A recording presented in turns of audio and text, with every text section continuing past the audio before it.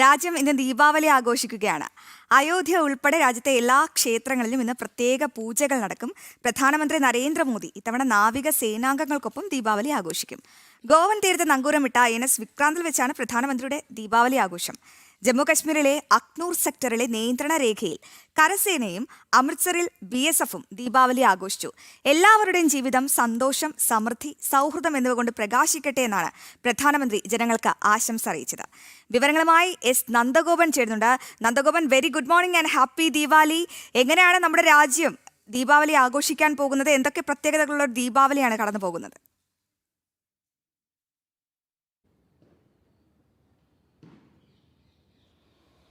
Aswathy, good morning. എല്ലാ പ്രേക്ഷകർക്കും നല്ലൊരു ദീപാവലി ആശംസിക്കുന്നു.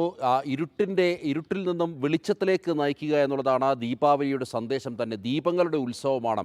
എല്ലാവരുടെയും മനസ്സിലെ ഇരുട്ടകന്ന് അവിടെ പ്രകാശം പരത്തട്ടെ എന്ന് ആത്മാർത്ഥമായി പ്രാർത്ഥിക്കുന്നു. ഒപ്പം തന്നെ രാജ്യത്തുടനീളം ദീപാവലി സമുചിതമായി തന്നെ ആഘോഷിക്കുകയാണ്. പ്രത്യേകിച്ച് ക്ഷേത്രങ്ങളിലൊക്കെ തന്നെ രാവിലെ മുതൽ തന്നെ വലിയ ഭക്തജന തിരക്ക് അനുഭവപ്പെടുന്നുണ്ട്. അയോധ്യയിലാണ് ഏറ്റവും പ്രധാനപ്പെട്ട ആഘോഷം. ഇന്നലെ അയോധ്യയിൽ വലിയ രീതിയിലുള്ള ദീപാർച്ചനയുണ്ടായിരുന്നു. മൺചിരാതുകളിൽ ദീപം തെളിയിച്ച് സരയൂ നദിക്കരയിലും ക്ഷേത്ര പരിസരത്തുമൊക്കെ കത്തിച്ച് തെളിയിച്ചു വെച്ചിരിക്കുന്നത് കാണാൻ തന്നെ വലിയൊരു അഴകായിരുന്നു. ഇന്നിപ്പോൾ രാവിലെ മുതൽ തന്നെ അയോധ്യ ക്ഷേത്രത്തിലേക്ക് വലിയ രീതിയിലുള്ളൊരു ഭക്തജന പ്രവാഹം ഉണ്ട്. ഒപ്പം തന്നെ കാശി വിശ്വനാഥ ക്ഷേത്രത്തിലും വലിയ ഭക്തജന തിരക്കാണ്. ഉജ്ജയിനിൽ മഹാകാളീശ്വർ ക്ഷേത്രത്തിൽ ഇതുമായി ബന്ധപ്പെട്ട് ദീപാവലിയുമായി ബന്ധപ്പെട്ട് പ്രത്യേക ആരതികൾ നടക്കുന്നു.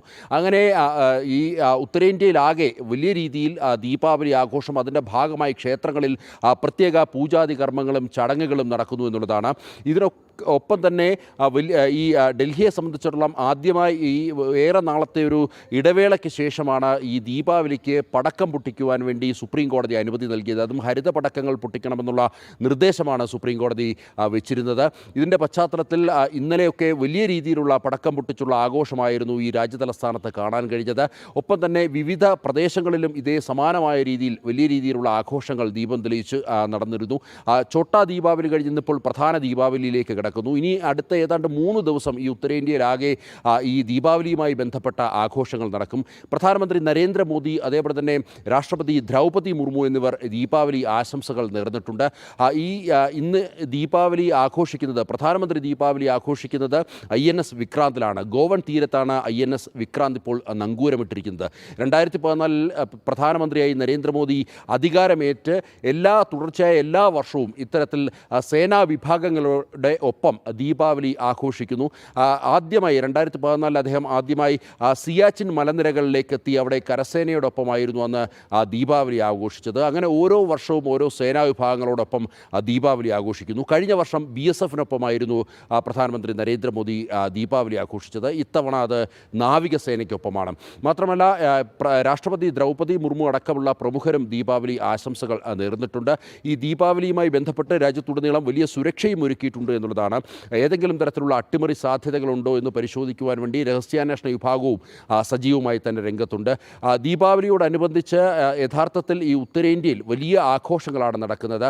ദീപങ്ങൾ തെളിയിക്കുക മാത്രമല്ല, മധുര പലഹാരങ്ങൾ വിതരണം ചെയ്യുന്നതും ഇവിടുത്തെ ഉത്തരേന്ത്യയിലെ ഏറ്റവും പ്രധാനപ്പെട്ട ചടങ്ങാണ്. മധുരങ്ങൾ പരസ്പരം കൈമാറുക, ആശംസകൾ നേരുക തുടങ്ങിയവയൊക്കെ ഈ ദീപാവലിയുമായി ബന്ധപ്പെട്ട പ്രധാനപ്പെട്ട ചടങ്ങുകളാണ്. ഈ ദീപാവലിയുമായി ബന്ധപ്പെട്ട് ഈ ഉത്തരേന്ത്യയിലെ മാർക്കറ്റുകളിലൊക്കെ കഴിഞ്ഞ ദിവസം വലിയ തിരക്കായിരുന്നു അനുഭവപ്പെട്ടത്. രാജ്യതലസ്ഥാനത്ത് വലിയ ഗതാഗത കുരുക്കായിരുന്നു ഈ ദീപാവലിയുമായി ബന്ധപ്പെട്ട് അനുഭവപ്പെട്ടത്. ഇങ്ങനെ ദീപാവലിയുമായി ബന്ധപ്പെട്ട ചടങ്ങുകൾ പുരോഗമിക്കുന്നു. ദീപാവലി രാജ്യത്തുടനീളം സമുചിതമായി തന്നെ ആഘോഷിക്കുന്നു.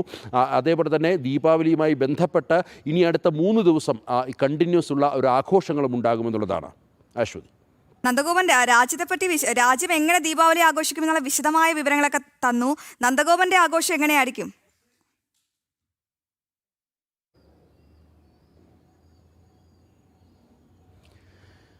അശ്വതി, സ്വാഭാവികമായും എൻ്റെ ആഘോഷം ജനം TVയോടൊപ്പമാണ്. രാവിലെ മോർണിംഗ് ഡ്യൂട്ടിയാണ്. ഡ്യൂട്ടിക്ക് കയറി ഇനി വൈകുന്നേരത്തോടു കൂടിയാണ് വീട്ടിലെത്തിയാൽ ദീപം തെളിയിച്ച് ദീപാവലി ആഘോഷിക്കണമെന്നാണ് കരുതുന്നത്. ഇങ്ങനെ ദീപാവലി ആഘോഷം നമ്മുടെ സ്റ്റാഫൊക്കെ ഇന്ന് വൈകിട്ട് ബ്യൂറോയിലും വലിയ രീതിയിലുള്ള ആഘോഷങ്ങൾ സംഘടിപ്പിച്ചിട്ടുണ്ട്. ദീപങ്ങളൊക്കെ തയ്യാറാക്കി ഇതിനോടകം തന്നെ വെച്ച് കഴിഞ്ഞു. വൈകുന്നേരം സമുചിതമായി തന്നെ നമ്മൾ ദീപാവലി ആഘോഷിക്കുവാൻ വേണ്ടി തയ്യാറെടുക്കുകയാണ്. ഈ ദീപാവലിയുമായി ബന്ധപ്പെട്ട് പല ഐതിഹ്യങ്ങളുണ്ട്. ഈ 14 വർഷം വർഷം വനവാസത്തിന് ശേഷം ശ്രീരാമചന്ദ്രൻ അയോധ്യയിലേക്ക് മടങ്ങിയെത്തി എന്നുള്ളത് ഒരു ഐതിഹ്യമായി നിലനിൽക്കുന്നു. പാലാഴി മഥനത്തിന് ശേഷം ലക്ഷ്മി ദേവി അവതരിച്ച ദിനമെന്നുള്ള ഒരു സങ്കല്പവുമുണ്ട്. ഇതിനൊക്കെ അപ്പുറത്തേക്ക് ശ്രീകൃഷ്ണൻ നരകാസുരനെ വധിച്ചതുമായി ബന്ധപ്പെട്ടുള്ള ആഘോഷമാണ് എന്നുള്ളതും പ്രധാനമായും സങ്കല്പിക്കുന്നു. അങ്ങനെ ഈ ദീപാവലിയുമായി ബന്ധപ്പെട്ട് പലതരത്തിലുള്ള ഐതിഹ്യങ്ങൾ നിലനിൽക്കുന്നു എന്നുള്ളതാണ് യാഥാർത്ഥ്യം. മാത്രമല്ല, ഇന്നിപ്പോൾ ദീപാവലിക്ക് ഈ നല്ലെണ്ണ തേച്ചുകൊണ്ടുള്ള ഒരു കുളി അത് ഈ ദീപാവലി ചടങ്ങുകളുടെ ഭാഗമാണ്. അതുമായി ബന്ധപ്പെട്ട് പറയുന്ന ഒരു ഐതിഹ്യം എന്നുള്ളത്, ഈ നരകാസുരനെ വധിച്ചിട്ട് ശ്രീകൃഷ്ണ ഭഗവാൻ തിരിച്ചെത്തിയപ്പോൾ അദ്ദേഹത്തിൻ്റെ ശരീരം മുഴുവൻ രക്തം കൊണ്ട് നിറഞ്ഞിരുന്നു. അങ്ങനെ ഈ രക്തക്കറ പൂർണ്ണമായും പോകുവാൻ വേണ്ടി അദ്ദേഹം എണ്ണ തേച്ച് കുളിച്ചു എന്നുള്ളതാണ്. ഈ നല്ലെണ്ണ തേച്ച് അദ്ദേഹം കുളിച്ചു എന്നുള്ളതാണ് പ്രധാനമായി ഇതുമായി ബന്ധപ്പെട്ടുള്ള ഐതിഹ്യം. അങ്ങനെ ദീപാവലിയുമായി ബന്ധപ്പെട്ട് ഇങ്ങനെ 3 ഐതിഹ്യങ്ങൾ നിലനിൽക്കുന്നു. അങ്ങനെ ദീപാവലി നമ്മളെല്ലാവരും സമുചിതമായി തന്നെ ആഘോഷിക്കുന്നു. ഇന്നിപ്പോൾ ബ്യൂറോയിലും വലിയ ആഘോഷം, പ്രത്യേകിച്ച് ഡൽഹി ബ്യൂറോയിൽ, ഉത്തരേന്ത്യയിൽ ഡൽഹി ബ്യൂറോയിൽ വലിയ ആഘോഷമാണ് സംഘടിപ്പിച്ചിരിക്കുന്നത്.